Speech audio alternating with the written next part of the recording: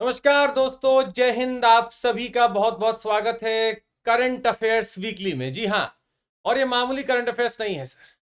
हमने तैयार कर ली है अपने वैक्सीन्स को, और अब इस वैक्सीन का जो कंटेंट है, जिसने बेहतर तरीके से ले लिया उसके लिए यूपीएससी थोड़ा तो आसान लगेगा। आइए चालू करते हैं सेशन को। और देखिए, हम अपना वैक्सीन लेकर बैठ गए हैं। आइए देखते हैं इस वैक्सीन का किसको फायदा मिलता है। इन सारे सेशंस में आपका जो हमारा कोशिश है वो ये है कि इसको कंसाइज करें। जो यूपीएससी रिलेवेंट कुछ हफ्ते मतलब 7 दिन में आए हैं उसको हम आपको दे दें। एग्जाम पॉइंटर्स हो, सिलेबस की मैपिंग कर दें, कहां आएगा। पीटी मेंस का हम आपको अलर्ट देंगे, कुछ डायग्राम हो गए और आप याद कर लेंगे। पीडीएफ भी आपको हम इसके देंगे, और इसके पीछे बड़ी मेहनत हुई है। अगर आपको लगता है कि ये उस आपके लिए बड़ा हेल्पफुल है तो जरूर लाइक, सब्सक्राइब और शेयर करिएगा। ये चालू करते हैं सेशन को। चालू इसी पॉजिटिविटी के साथ कहा जाएगा या करेंगे। यत भावो तत भवति। हमारा भाव था कि हम आपके लिए और बेहतर करें, और यही हुआ, और अच्छी चीज आपके लिए आ गई। चलिए चालू करते हैं आज के सेशन को। आपको हम इंडेक्स में कुछ चीजें पहले दिखा दें कि हम लोग यहां पर करने क्या वाले हैं। बहुत गौर से सुनिएगा। पहली चीज जो आप सामने देख सकते हैं वो है कि 17 टॉपिक है हमारे पास, जिसको हम धीरे धीरे करके कवर करेंगे। और इन 17 टॉपिक में आप बहुत कुछ बेहतरीन चीज भी सीखेंगे।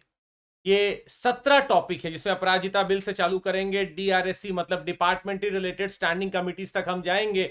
और एक से एक चीज आपको मिलेगी जो न्यूज में रही है, हाँ, एग्जाम पॉइंटर्स के साथ।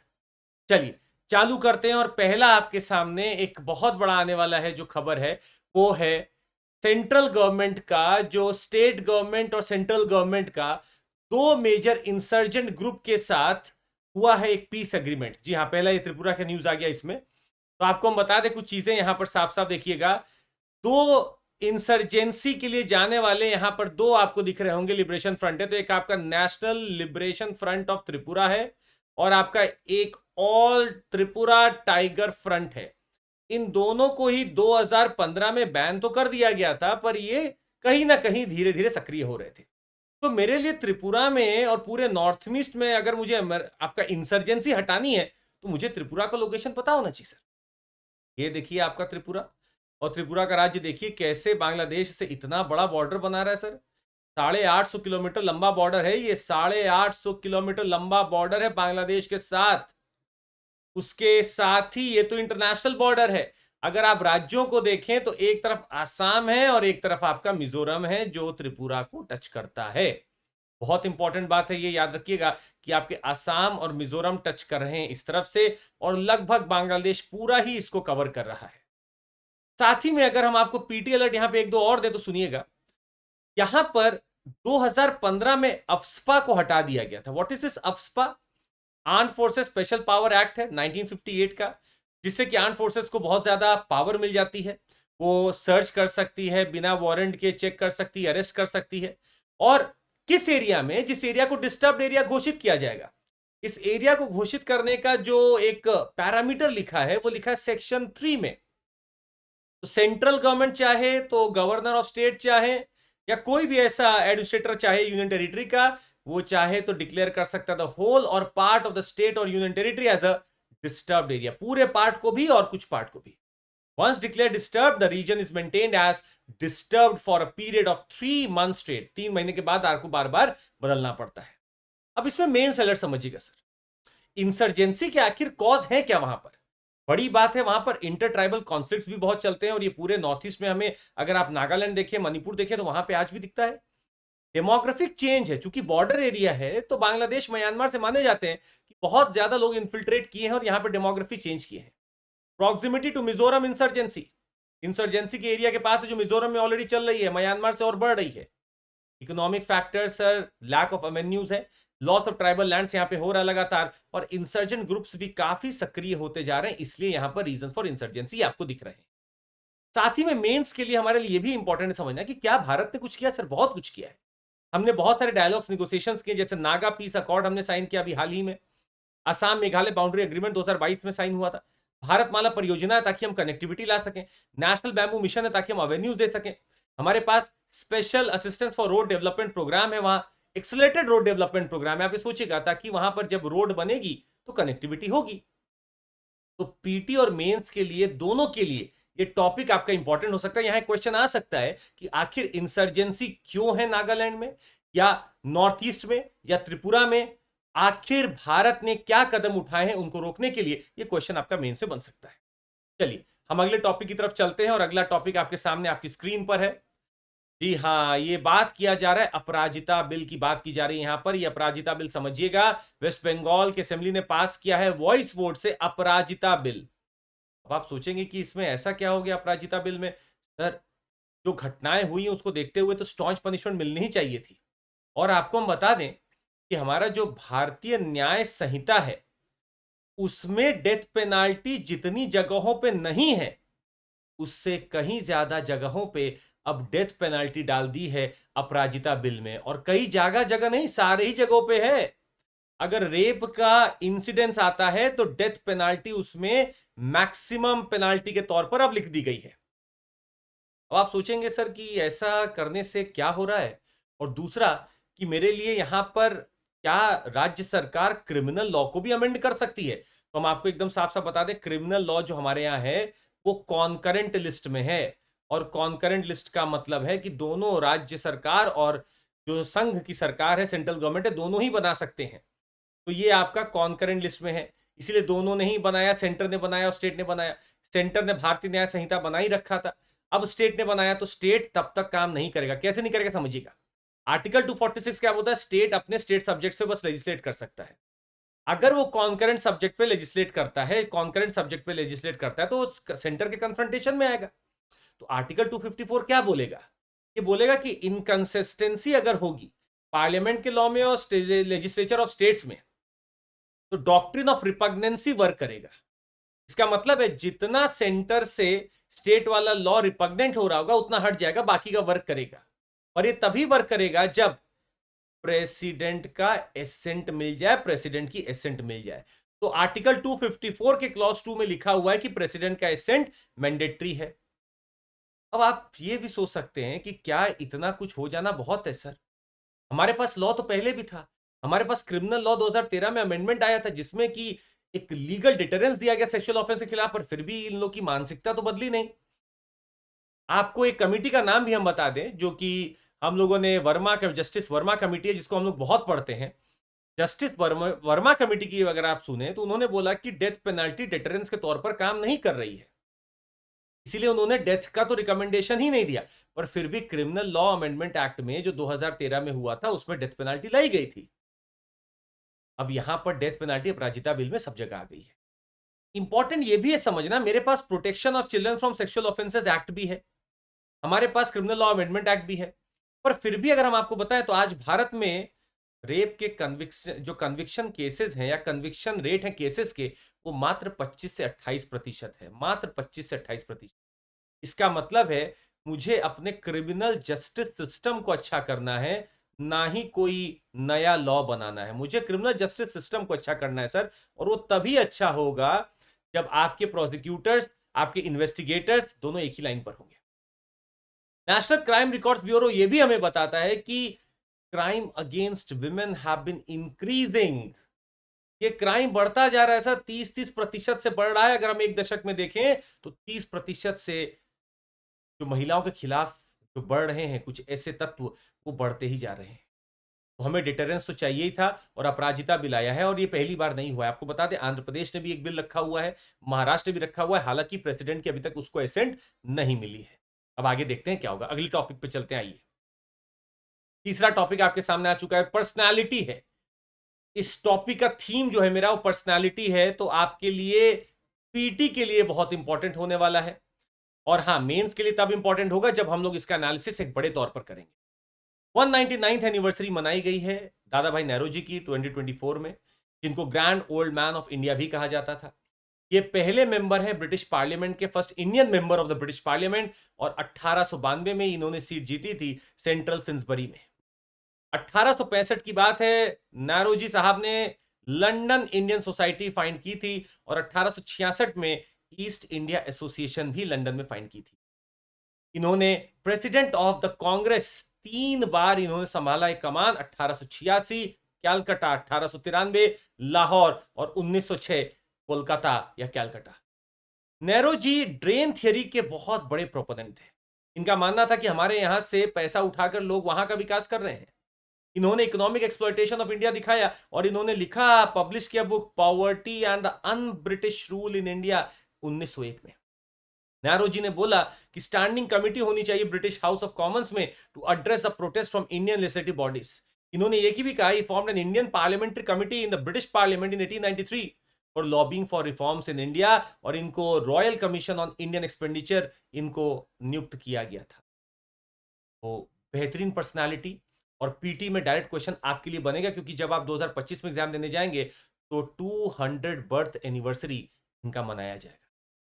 अगले टॉपिक पे चलते हैं, और अगला टॉपिक आपके इन्वायरमेंट से रिलेटेड है, जो कि मेंस के पेपर 3 से संपर्क रखता है। मेंस के पेपर 3 से संपर्क रखता है, और आपको बता दें यहां पीटी अलर्ट भी है, मतलब प्रीलिम्स में आने की बहुत बड़ी गुंजाइश रहती है। बात की जा रही है क्रोमियम के कंटामिनेशन की, chromium contamination in water. Chromium contamination पानी में बढ़ता ही जा रहा है, क्यों, आइए समझते हैं। तो chromium contamination in water, researcher at the institute of nano science and technology, तो INST मतलब institute of nano science and technology, जो मोहाली में है। यहां पे कुछ रिसर्चर्स ने ढूंढा है, इन्होंने ढूंढा है कि देखो, हम लोग method of removing toxic chromium को हम हटा सकते हैं इंडस्ट्रियल वेस्ट वाटर से, सनलाइट को कैटलिस्ट की तरह यूज करके, प्लस माइक्रोफ्लूइड का टेक्नोलॉजी का इस्तेमाल करके। मतलब माइक्रोफ्लूइड का मतलब है जब आप बहुत कम स्केल पर फ्लूइड को कंट्रोल करते हैं तो माइक्रोफ्लूइड कहा जाता है। सनलाइट और इसके बीच के आप केमिस्ट्री को यूज करके क्रोमियम को हटा सकते हैं। क्रोमियम है क्या? टॉक्सिक हेवी मेटल है, इसका essential for the human body in its trace concentration. Hexavalent chromium specially dangerous. Chromium concentration और contamination is mostly cause by industries जहां क्रोमियम यूज होता है। प्रेजेंटली अगर आप देखें तो ग्राउंड वाटर के पास अच्छा खासा क्रोमियम इकट्ठा होता जा रहा है, जो टेरेस्ट्रियल और प्लांट लाइफ के लिए खतरा है। ये कार्सिनोजेनिक है, मतलब कैंसर कॉजिंग है ये। और आपको बता दें इसके सोर्सेज अगर आप देखेंगे तो इंडस्ट्रियल सोर्सेज, माइनिंग, जहां भी कोल की माइनिंग हो, किसी चीज की माइनिंग हो, क्रोमियम वहां से निकल सकता है। अर्बन रन ऑफ, जो बाढ़ आ जाती है, पानी बह जाता है अर्बन एरियाज में, वहां से भी क्रोमियम निकल सकता है। सीवर्स में अर्बन रन ऑफ है, सीवर में भी जाएगा। एग्रीकल्चर प्रैक्टिसेस से भी देखा जाता है कि कई बार हम लोग कुछ ऐसे फर्टिलाइजर्स भी यूज कर रहे थे या पेस्टिसाइड्स यूज कर रहे थे जहां पे क्रोमियम की मात्रा दिखने लगी। वेस्ट डिस्पोजल अगर ठीक से ना हो, एक्सीडेंटल स्पिल हो जाए, नेचुरल सोर्सेस, कई बार रॉक से टूटकर ही बहने लगता है ये। और leaching of chromium from rocks and minerals, पानी में जाकर ऐड हो जाएगा। अब सवाल है कि कैसे हम इसको रेमिडिएट करें, इसको कैसे हटाएं।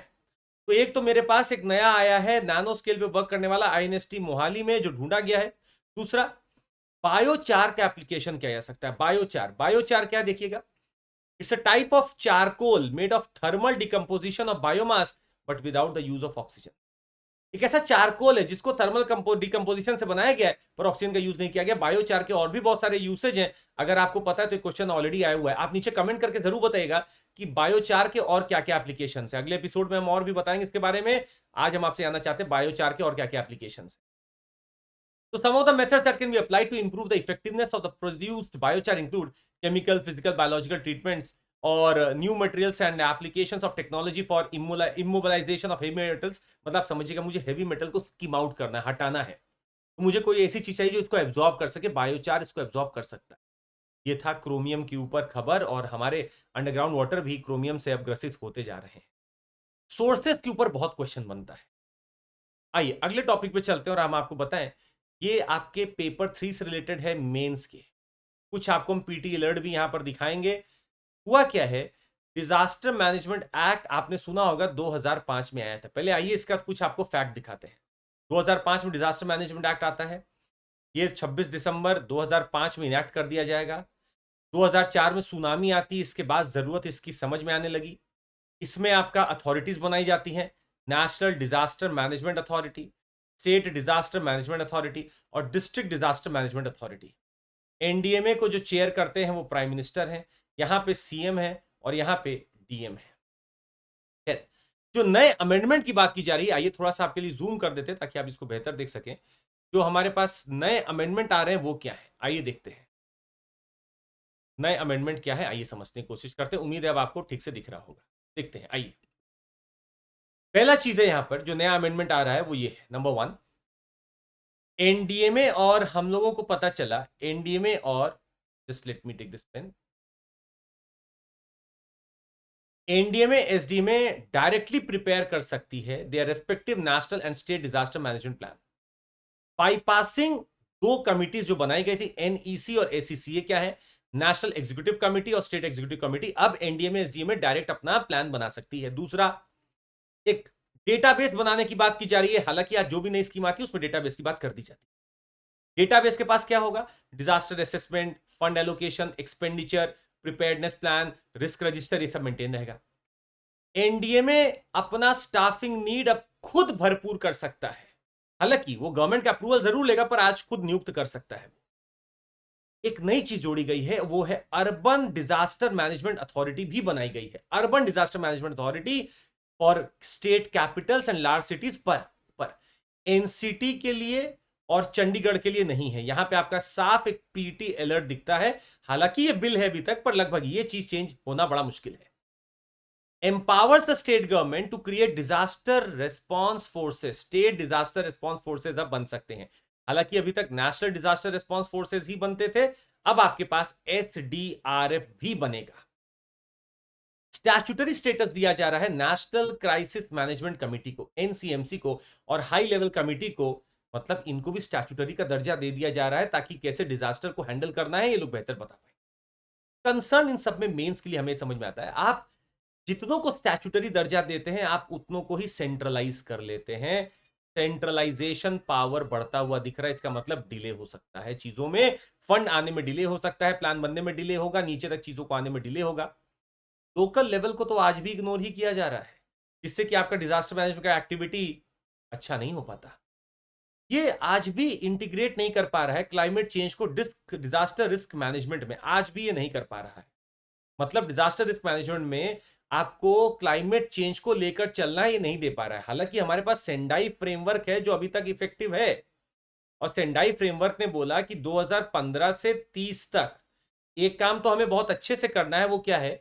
आपको कम से कम अकाउंट करना है क्लाइमेट चेंज को अपने डिजास्टर रिस्क मैनेजमेंट में, अपने बजट में। हम बहुत नहीं कर पा रहे।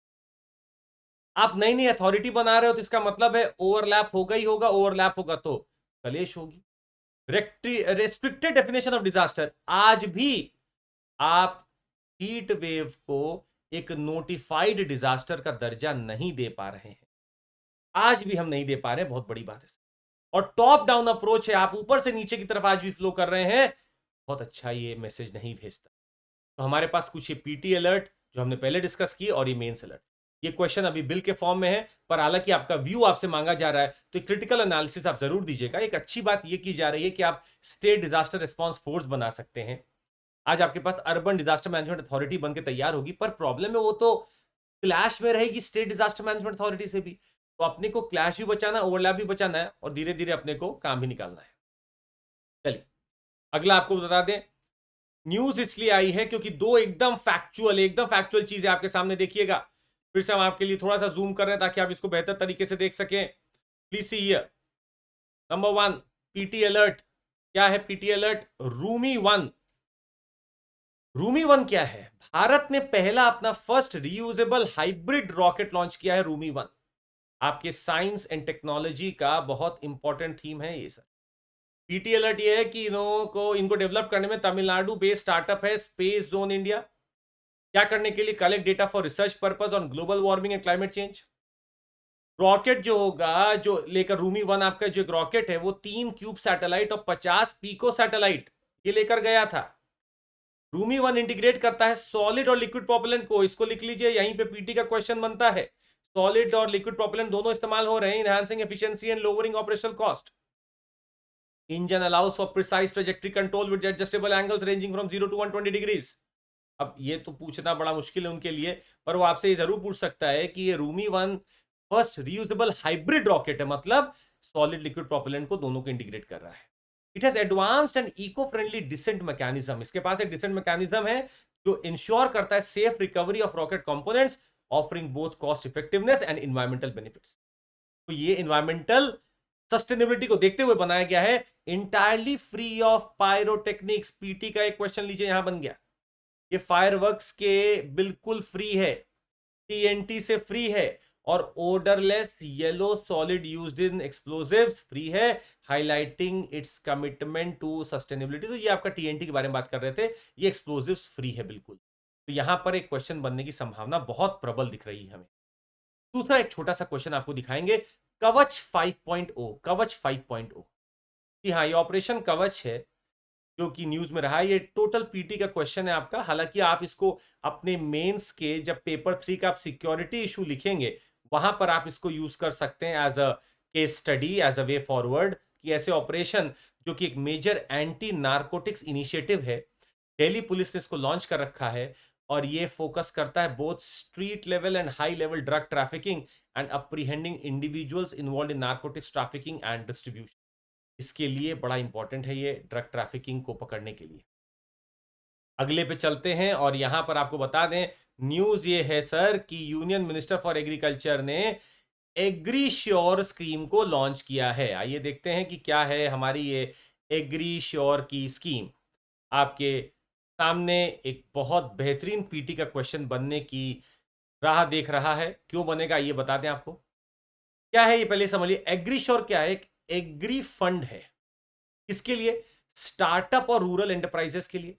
एक इनोवेटिव फंड है जिसको भारत ने अब चालू किया है। फोकस एरिया इसका वही होगा, टेक्नोलॉजी ड्रिवन है, हाई रिस्क है, हाई इंपैक्ट वेंचर्स जो होंगे भाई, ग्रोथ और फोस्टर इनोवेशन करने के लिए एग्रीकल्चर सेक्टर में। फंडिंग कैपिटल मेरे लिए इंपॉर्टेंट है, ये यहां पर आपके लिए सामने पीटी अलर्ट आ चुका है, तो गौर से देखिएगा। इसका कैपिटल फंड है of 750 crore with SEBI registered category 2 alternative investment fund. Contribution कहां से आ रहा है? From the government of India is 250 crore.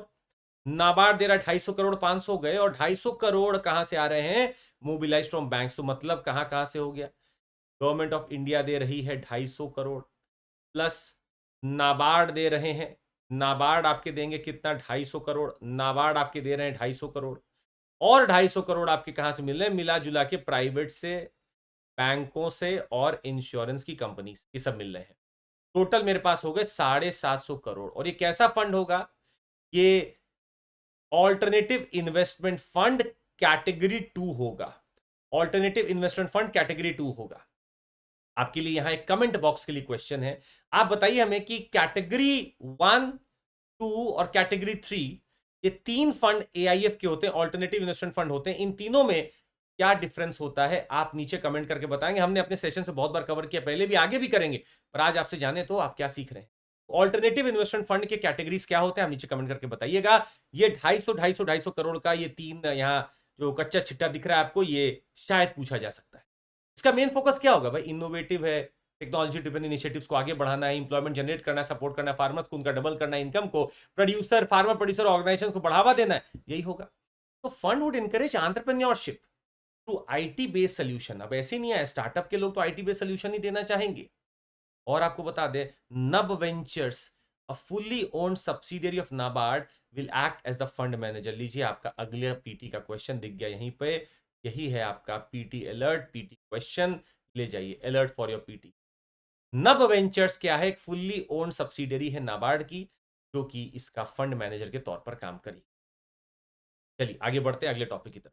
अगला टॉपिक है आपके सामने, ओपेक वर्सेस ओपेक प्लस। जी हाँ, ओपेक वर्सेस ओपेक प्लस। आइए देखते हैं इस टॉपिक से आप कितना सीख पाते हैं। ये टॉपिक बहुत इंपॉर्टेंट रहते हैं, न्यूज में लगातार रहते हैं। आइए देखते हैं। अच्छा, खबर ये आ रही थी कि ओपेक प्लस जो है वो अपना ऑयल का जो प्रोडक्शन है उसको कम करने वाला है। तो कम कर लेने दीजिए। आपको कोई दिक्कत है? बहुत दिक्कत है, बहुत दिक्कत है। क्या है? पहले ओपेक समझिए क्या है।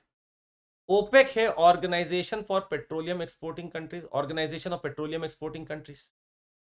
अब इन लोगों ने ओपेक तो बना ही रखा है। ओपेक में आज अगर आप बात करते हैं तो एक पूरा ग्रुप आपको दिख रहा है। वेनेजुएला देखिए, इक्वाडोर देखिए, यहां तक फैला हुआ एक ग्रुप। ये वो है जो अच्छा खासा तेल प्रोड्यूस करते हैं। About 30% of the world's crude oil is produced by OPEC countries.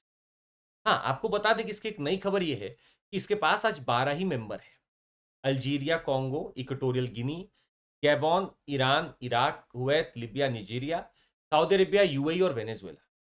Qatar ने अपना मेंबरशिप टर्मिनेट कर लिया था 2019 में और अंगोला ने विड्रॉ कर लिया है बहुत हाल ही में 2024 में। पर इन्हीं को देखा देखी ओपेक प्लस भी सामने आता है। ओपेक प्लस क्या करता है देखिएगा, बहुत जरूरी है। ओपेक प्लस 2016 की बात है कि ऑयल प्राइस डिक्लाइन कर रहे थे, यूएस का शेल ऑयल बढ़ रहा है, तो ओपेक ने फॉर्म किया एक alliance with 10 additional oil producing nation. मतलब ओपेक प्लस का मतलब है ओपेक प्लस कुछ और कंट्री। तो ओपेक प्लस में आज अगर देखें तो ओपेक तो आपके हैं ही है, now includes 12 OPEC member countries along with कौन कौन, Azerbaijan, Bahrain, Brunei, Kazakhstan, Malaysia, Mexico, Oman, Russia, South Sudan और सूडान। ताकि आज जब आप ओपेक प्लस की बात करेंगे, these countries produce about 40% of all the world's crude oil. तो हम अपना मोनोपोली बढ़ाने के लिए 2016 में ओपेक प्लस की बात कर रहे हैं। आज अगर आपको हम बताएं कि आप सबसे ज्यादा तेल कहां से ले रहे हैं, तो ये जून 24 के हमारे पास खबर है कि रशिया से आपने लगभग 41.48% का लिया है। के बाद आप देख सकते हैं कि आप इराक से अच्छा खासा तेल लेते हैं, आप बाकी जगह से भी ले रहे हैं, सऊदी अरेबिया से लगभग 8.5% लग ले रहे हैं, यूएई से आप ले रहे हैं। तो धीरे धीरे आप देख सकते हैं सबसे हम कुछ ना कुछ तो ले ही रहे हैं, पर रशिया से वी हैव इंक्रीज। हाँ, इसके पीछे का सवाल और जवाब वही है, यूएस इसके ऊपर सैंक्शन लगा रहा है और हम ले रहे हैं। खैर, आइए अगले टॉपिक पे चलते हैं। अगला टॉपिक आपके लिए फिर से बहुत इंपॉर्टेंट है, लॉ कमीशन की बात है सर। और लॉ कमीशन आपको बता दें बन चुका है 23rd लॉ कमीशन। इसकी बारी डिटेल भी हम आपको देंगे, पर फिलहाल समझिएगा लॉ कमीशन आखिर है क्या, और क्या पहली बार ऐसा बन रहा है क्या कि हमें इतना ज्यादा फोकस से पढ़ना है, ऐसा कुछ नहीं है सर। लॉ कमीशन की अगर आप बात करेंगे तो लॉ कमीशन आपका 23rd बन रहा है, इसका मतलब पहले भी बहुत बने होंगे। 23rd लॉ कमीशन है जिसका टाइम पीरियड है 3 ईयर टर्म है, मतलब 3 साल के लिए बन रहा है, 2024 से लेके 2027 तक। ये एक नॉन स्टैट्यूटरी बॉडी है, point to be noted my Lord's, non statutory body है और ये आपका ministry of law and justice के तहत काम करती है। ये एक एग्जीक्यूटिव बॉडी आप इसको बोल सकते हैं, इट्स एन एग्जीक्यूटिव बॉडी, क्योंकि एग्जीक्यूटिव ऑर्डर पे बनती है।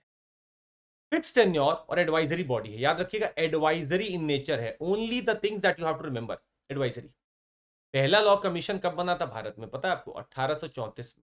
चार्टर एक्ट 1833 जो इसको बना रहा है, और ये लॉर्ड मैकॉले भाई साहब जो अंग्रेजी के इतने बड़े विद्वान भी हैं और चाह रहे हैं सब लोग पढ़ लें, वो लॉर्ड मैकॉले इसको हेड कर रहे हैं। It recommended the codification of Indian penal code and CPC. Subsequently आपको बता दें कि second, third, fourth law commission भी बना और इसी से अपना Indian code of civil procedure, Indian contract act, evidence act और ट्रांसफर प्रॉपर्टी एक्ट यहीं से बन रहा था। First law commission independent India का बनता है सर 1955 में, जब अटॉर्नी जनरल ऑफ इंडिया उस समय के एमसी सीतलवाद साहब को उसका चेयरमैन बनाया गया था। अब से तब से लेकर आज तक अगर आप देखें तो 23rd लॉ कमीशन अब बनाया जा चुका है। क्या करने के लिए बना रहे हैं सर? आपके पास बहुत सारे लॉज होते हैं जो पुराने हो जाते हैं, रिडंडेंट हो जाते हैं, उनको हटाने के लिए, आप पढ़ने के लिए कि भाई लॉ का किसका रिश्ता पॉवर्टी से, किसका रिश्ता क्राइम से, किसका रिश्ता डेवलपमेंट से, नए लॉ को सुझाने के लिए और जुडिशियल एडमिनिस्ट्रेशन को और अच्छा करने के लिए, ताकि कुछ नए नई चीजें आते हैं। जैसे आज मैरिज एज को बढ़ाने की बात की जा रही है विमेन के लिए, तो इसके ऊपर भी स्टडी ऑलरेडी कर रखी गई। प्रिजन रिफॉर्म्स के लिए भी लॉ कमीशन ने बहुत कुछ बोला है, इलेक्शंस के लिए भी लॉ कमीशन ने बहुत कुछ बोला है। तो जैसे जैसे हमें समय लगता रहता है, कुछ नई चीज सामने आती है, लॉ कमीशन उसमें बहुत इंपॉर्टेंट अपना रोल प्ले करता है। आइए अगले टॉपिक पे चलते हैं और आपको बता दें एलिगेशन भी लगा है और अपने लिए बहुत ज्यादा इंपॉर्टेंट ये टॉपिक है, एकदम आराम से सुनिएगा। ये टॉपिक बहुत इंपॉर्टेंट हो सकता है आपके लिए, इकोनॉमी का टॉपिक है, बहुत इंपॉर्टेंट है सर। इसके शब्द सुनिए पहले, ये आपको पेपर 3 में मिल सकता है, DICGC। ये आपका एक, जो भी आपका पैसा जमा रहता है, मतलब deposit insurance credit guarantee corporation of India, deposit insurance और credit guarantee corporation of India है। ये क्या है आइए देखते हैं। आपको इसके बारे में पहले बता दें DICGC आखिर क्या है। तो ये 1978 में after the merger of deposit insurance corporation and credit guarantee corporation of India ये सामने आता है।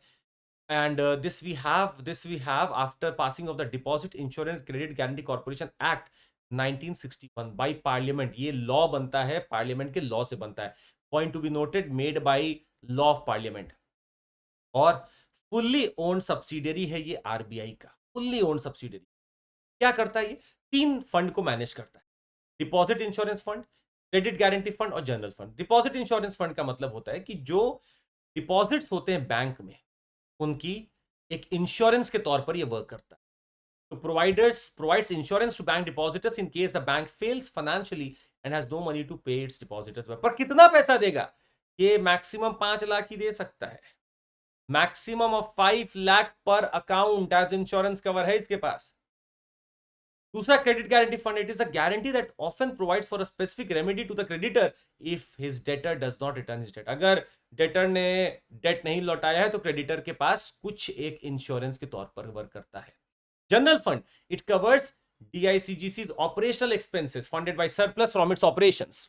तो ये आपका ऑपरेशनल एक्सपेंस के लिए सरप्लस जो भी होता है उससे वर्क करता है, तो जनरल फंड भी मैनेज करता है।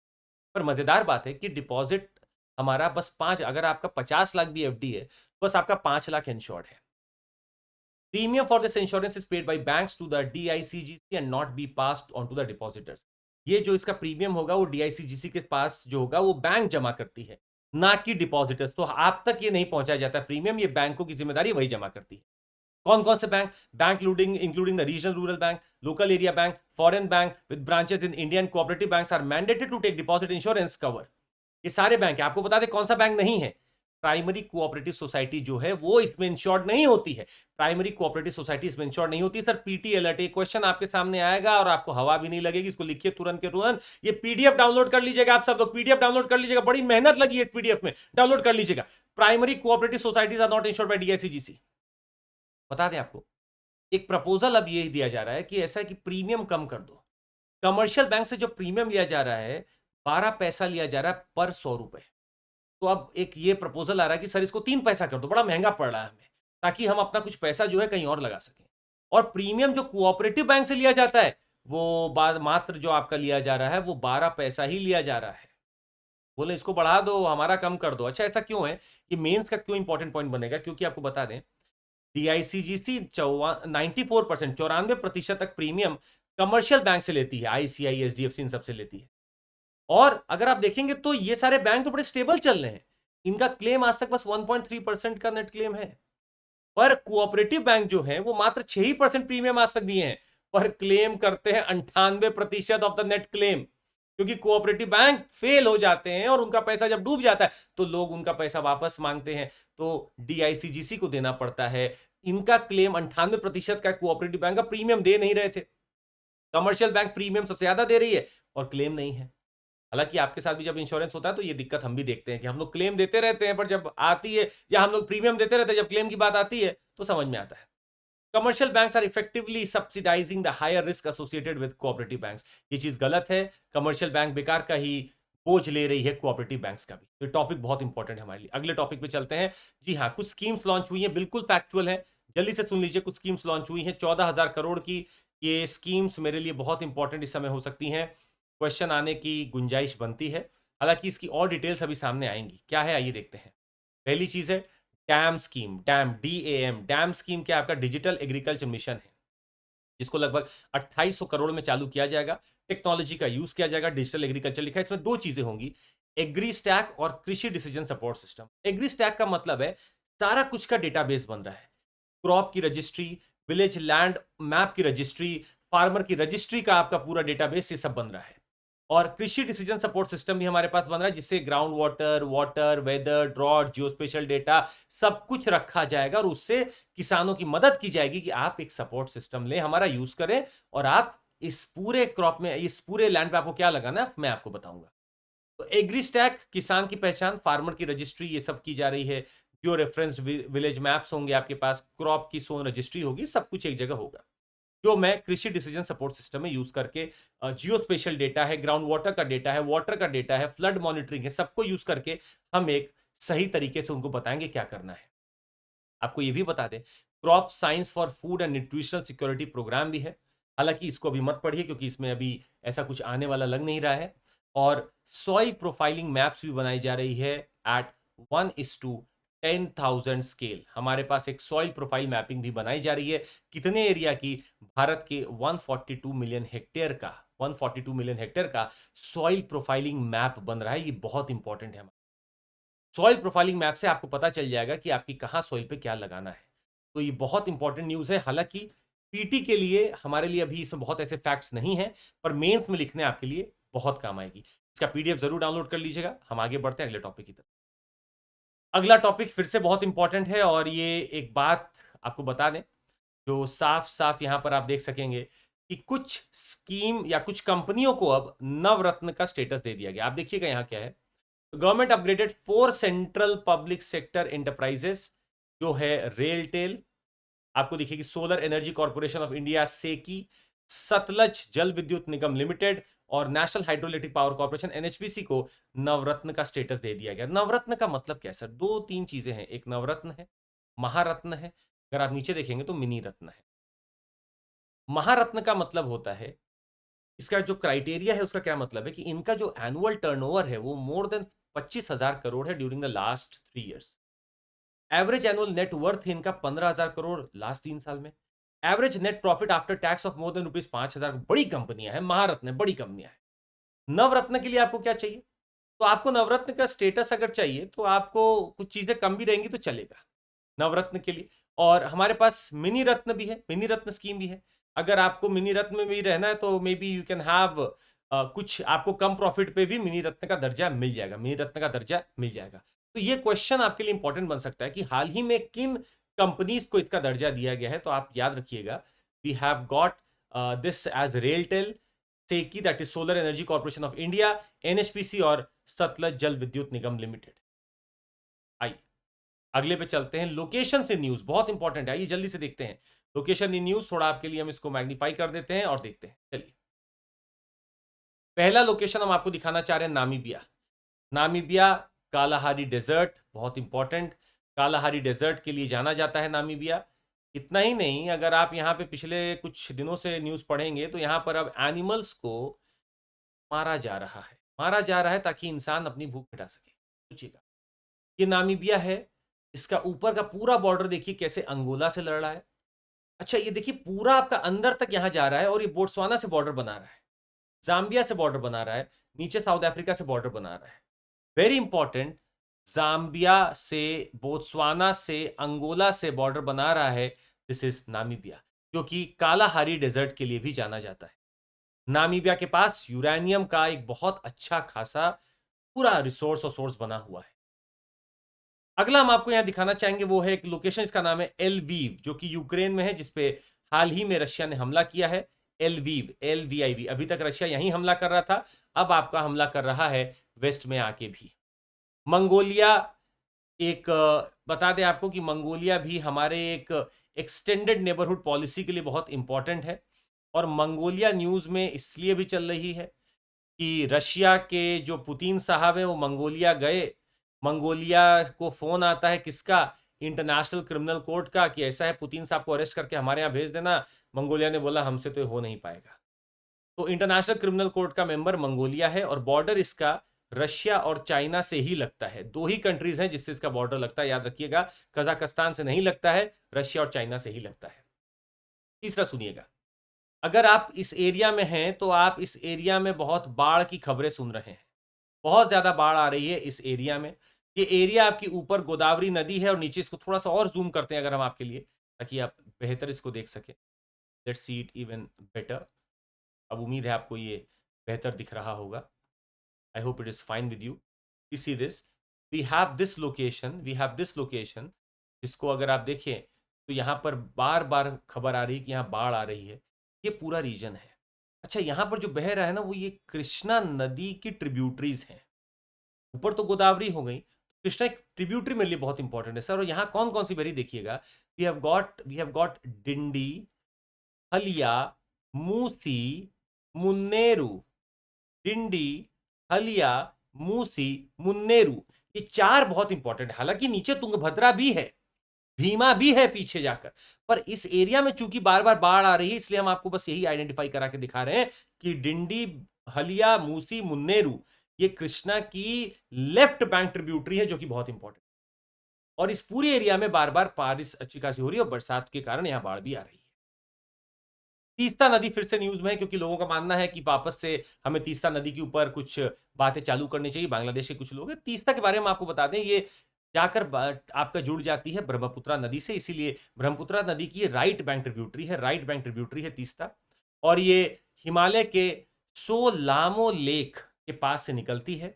इसका जो सोर्स है वो पाहुर्नी ग्लेशियर है, थांगसे ग्लेशियर है, छोलामो लेक है जहां से निकलती है। रिवर बेसिन आपको बता दे तो इसका मात्र 17% ही है जो बांग्लादेश में जाता है, बाकी भारत में ही रहता है। और रिवर जाकर जुड़ जाती है आपके ब्रह्मपुत्रा से बांग्लादेश में। इसके 2 large barrage constructed on Teesta are Gajoldoba West Bengal में और दुआनी है आपके बांग्लादेश में।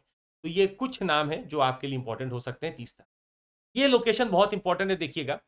सबीना शोल बार बार न्यूज में है, तो ये कहां पे, साउथ चाइना सी का आपके सामने मैप है, साउथ चाइना सी है, देखिएगा।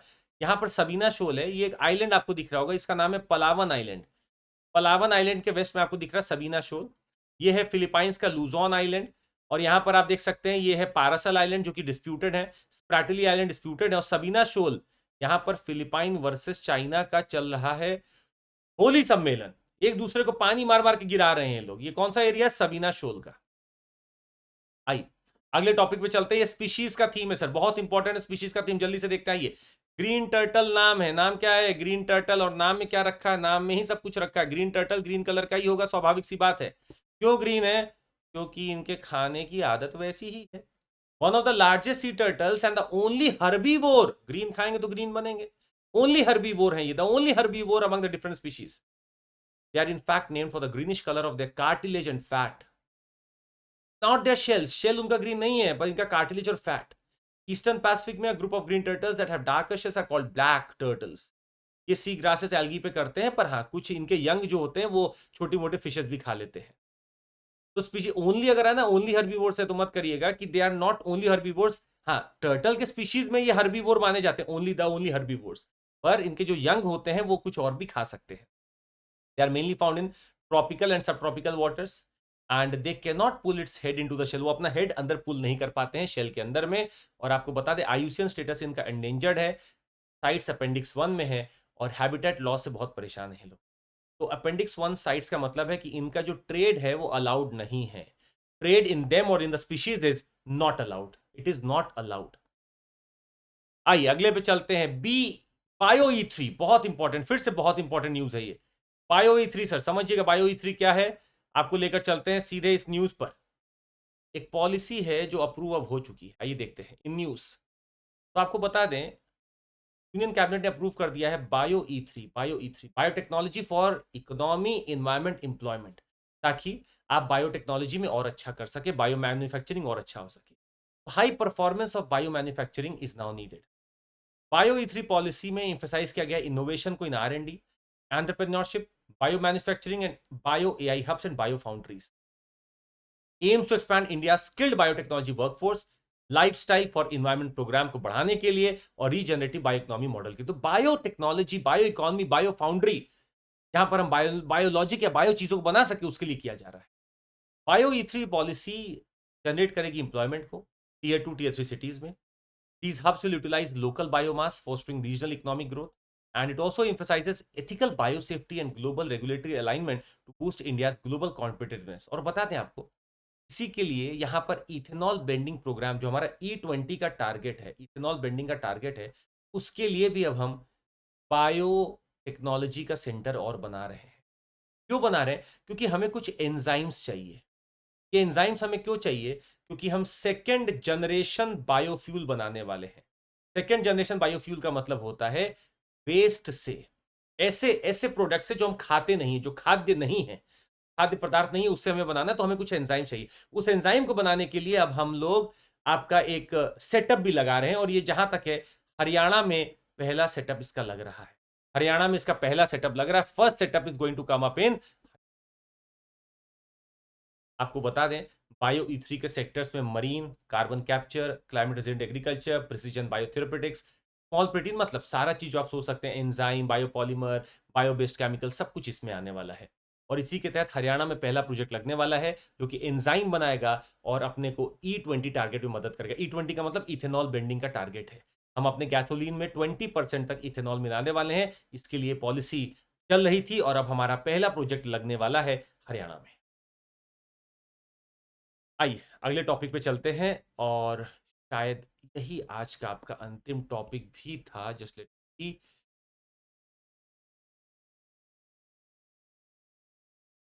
ये आपका टॉपिक एक और है, इसको देख लीजिए, बहुत इंपॉर्टेंट है। Let's see, very important.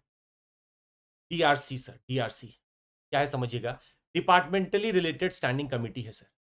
आपको बता दें, हमारे पार्लियामेंट के वर्क करने के लिए बहुत सारी कमिटीज हमें चाहिए होती है। कुछ स्टैंडिंग कमेटी होती है, कुछ फाइनेंस कमेटी होती है, और कुछ ऐसे डिपार्टमेंटल रिलेटेड स्टैंडिंग कमेटी है, कुछ एडहॉक कमिटीज भी होती है। इसका आइडिया पहली बार आया था प्रिसाइडिंग ऑफिसर्स कॉन्फ्रेंस में 1978 में। On the recommendation of the rules committee of the Lok Sabha 17 departmental relating committee बनाई गई थी 1993 में। 2004 में इसका नंबर बढ़ाकर 24 कर दिया गया था। ये बड़ा इंपॉर्टेंट, आपके लिए पीटी अलर्ट है। आज 24 डिपार्टमेंट रिलेटेड कमिटीज है, जिसमें 16 जो है वो लोकसभा के दायरे में है, और जो 8 हैं वो राज्यसभा के दायरे में। इनके स्ट्रेंथ के बारे में आपको बता दें, ये कवर करती हैं सारी मिनिस्ट्रीज को, और बजट रोल इनका होता है, ये सारे जांच करती हैं, डिमांड ऑफ ग्रांट्स को सारा डिस्कशन करती हैं। और इसमें टोटल जो मेंबर होते हैं एक कमिटी में 31 होते हैं। 21 लोकसभा में और 10 राज्यसभा से आते हैं। 21 लोकसभा से आएंगे, 10 राज्यसभा में आएंगे। और आपको बता दें, इसमें मिनिस्टर के मेंबर नहीं हो। Minister is not to be member, not member. Minister is not member. और इनका टर्म होता है 1 साल का। 1 साल का होता है, ताकि जितनी उस मिनिस्ट्री डिपार्टमेंट से रिलेटेड चीजें हैं वो ठीक से पढ़ सके। आज के लिए बस इतना ही। ऐसे ही आपको हफ्ते भर में राउंड अप हम देंगे। कोशिश करेंगे मंथली भी देने का, पर जितना आपसे हमें सराहना मिलेगी उतनी हम कोशिश करेंगे आपको एनर्जी देने की। आज के लिए बस इतना ही। आपको बता दें, 24999 में हमारा एक बेहतरीन ऑफर चल रहा है, जिसमें कि आप सीएमसी कोड लगाकर एक कोई भी कोर्स लीजिए, और आप हमारे साथ लंबे समय के लिए जुड़ जाइए। ये चीजें तो हम आपको देंगे ही, पर आपको और बेहतरीन चीजें मिल सकती हैं हमारे प्लस के प्रोग्राम में। जुड़ जाइए। और हमारा बैच आज से ही चालू हो रहा है। सीएमसी कोड लगाइए और जुड़ जाइए। Liberty mission, mission IAS 2027, 3 batch हमारे पास हैं। आज से चालू हो रहा मिशन 2025 बैच इंग्लिश में है, जुड़ सकते हैं। साथ ही में हमारे ऑप्शनल भी चल रहे हैं, और जिनका ज्योग्राफी ऑप्शनल है, बिना शर्माए जुड़ जाइए। हमारा कोर्स चल रहा है जियो म्यूजिंग्स का, आप हमारे साथ जुड़ सकते हैं जियो म्यूजिंग्स के।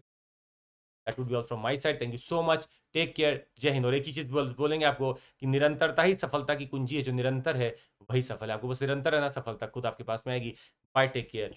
जय हिंद। जरूर लाइक, सब्सक्राइब और शेयर करिएगा। जय हिंद।